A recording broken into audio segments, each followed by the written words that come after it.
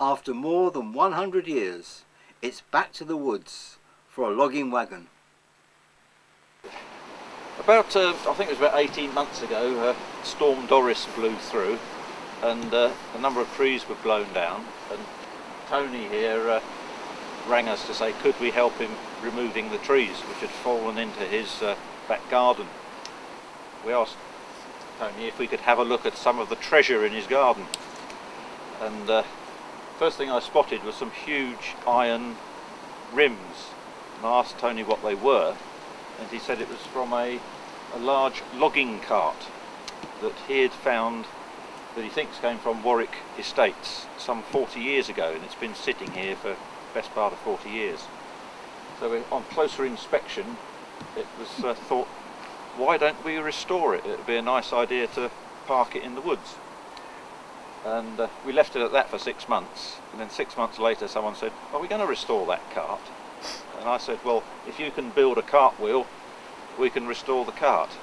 And that's how we got involved. And about a year ago we came in and we extracted the rear end of the cart, and over the past year we've been restoring that. We've built the first wheel, we've yet to fit the tyre, and now we're here a year later to extract the front end of the cart, which, as you can see here, is we've started dismantling. We've had to remove a tree to get it to dismantle it, and we've now taken it into two pieces and we're about to extract it. With the front end of the wagon that supports the fifth wheel being in two parts, it was decided to bring out the top section first, as it was lighter and smaller, and this was hauled onto the cart. To more easily move the heavier and more bulkier underpart, it stayed on its slider and it was dragged carefully through the woods. In keeping it steady and secure, it proved in the end to provide a little fun. Much of the old wood could be saved, and once in the workshop, the restoration work began. Braces were needed, so wanting to make curvy shapes, you looked for a fallen curvy tree. And finding a suitable ash tree, it was cut, transported, and then shaped to make the two braces. And that helped to make up the connection between the front and the back underframe. The square shaft holder needed to be fixed between the curved braces, which provided the housing for the shaft, so the length of the wagon can be adjusted. Whitmore Timber helped in providing much of the wood needed, along with the expertise to deal with the heavy cutting and shaping of the various parts, and in particular the 6 felloes that made up the rims of the 4 wheels. For each wheel, a large oak beam was cut into 6 sections, then went through the many shaping operations to make the fellies. The ends were cut to 60 degrees so the 6 identical pieces could be put together into a hexagonal rim for the giant bandsaw to round the fellies eventually. Well, this is one of our last visits to Whitmore's Timber. We've been visiting on and off over the last 2¼ years. Of course, Whitmore's are our main sponsor, having provided all the timber for the restoration work on the timber wagon. Today we've spent a good few hours cutting the felly material, which has to be at 60 degrees to perform the circle, and Richard here has been the main man making sure that we've achieved that. Chris has been supporting us throughout on the sales side of the business, and all I can do is thank them very much as representing the project. Thanks Chris, and thank you Richard.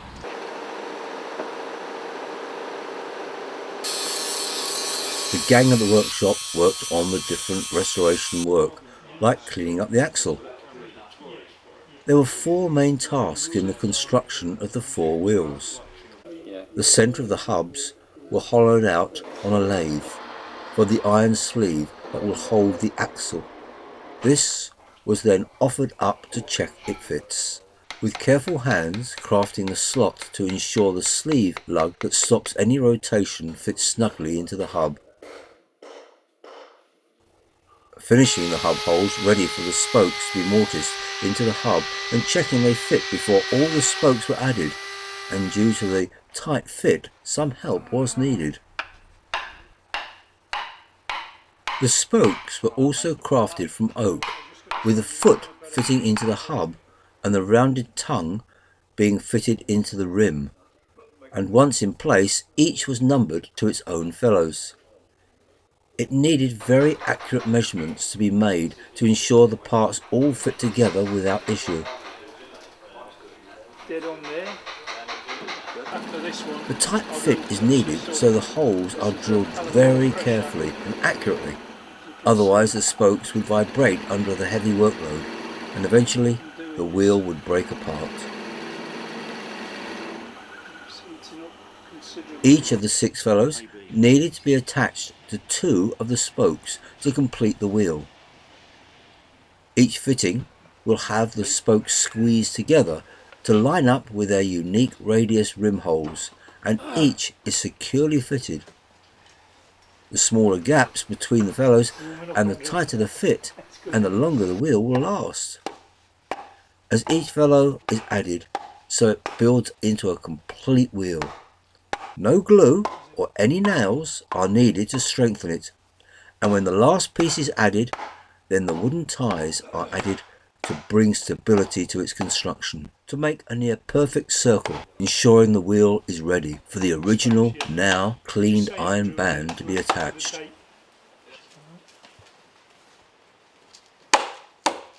Pencil lines are pretty well lined up, aren't they? The fire had to be built to ensure the wide 3/4 inch iron tyre is heated so it would expand uniformly.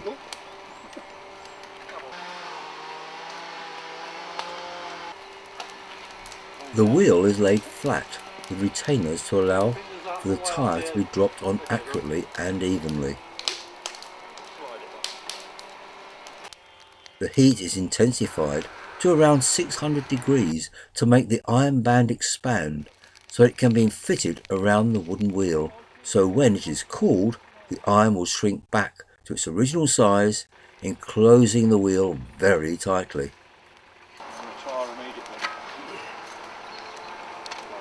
After being heated for some time, the fire is scraped away to allow the tyre edge to be held at a safe distance by the specially made grippers.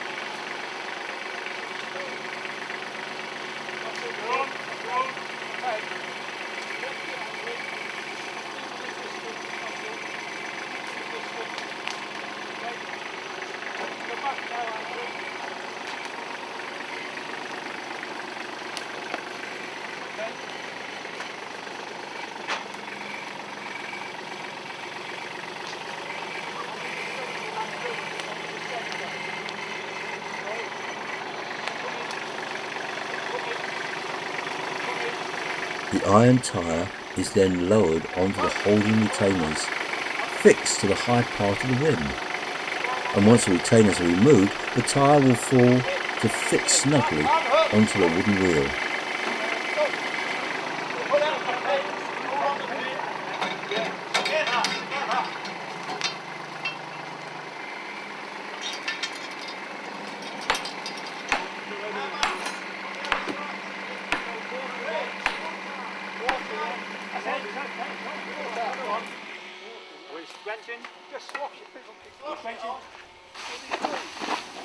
After a quick cooling, the tyre shrinks back to its normal size, so it holds the wooden rim securely to provide the wheel with a far greater working life.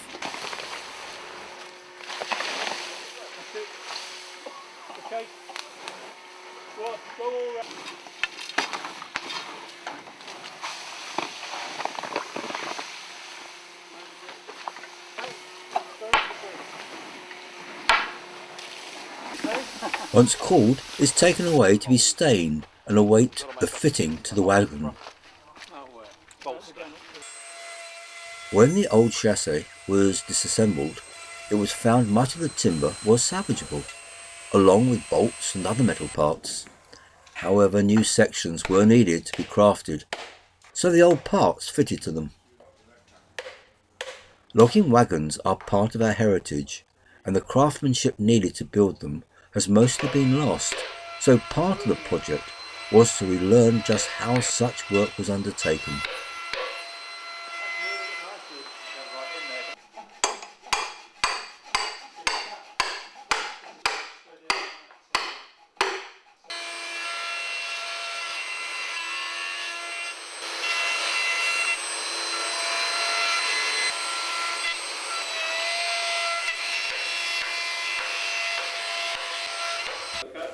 To connect the two parts of the wagon, the sliding shaft was attached, which allows the wagon to be elongated or shortened, depending on what type of logs were to be loaded. With the back end of the wagon now completed, it's time to fit it all together with its front end frame. First, the underframe of the front end needed to slide under the shaft, which supports the lower end in what is known as the fifth wheel, and testing it is lined up correctly with the kingpin.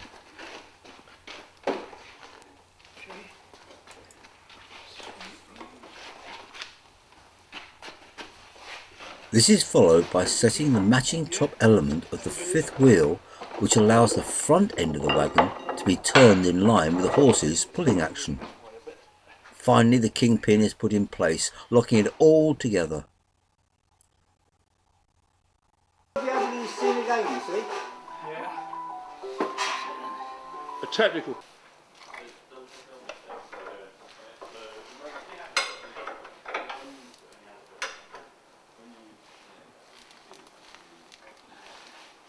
The axle is finally attached to the frame, with the bolts being tightened up.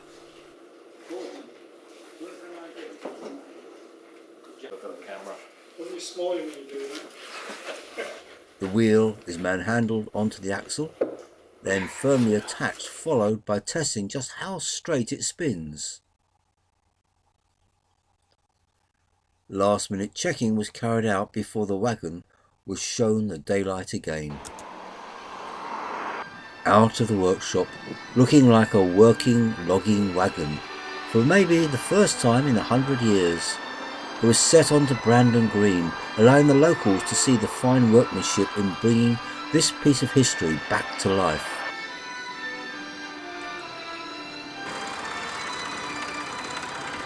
Without 4 horses in a single file formation to pull it, the wagon was taken at its normal walking pace, journeying back to the woods, with the brakeman behind just in case of an upward climb where the horsepower needed a rest.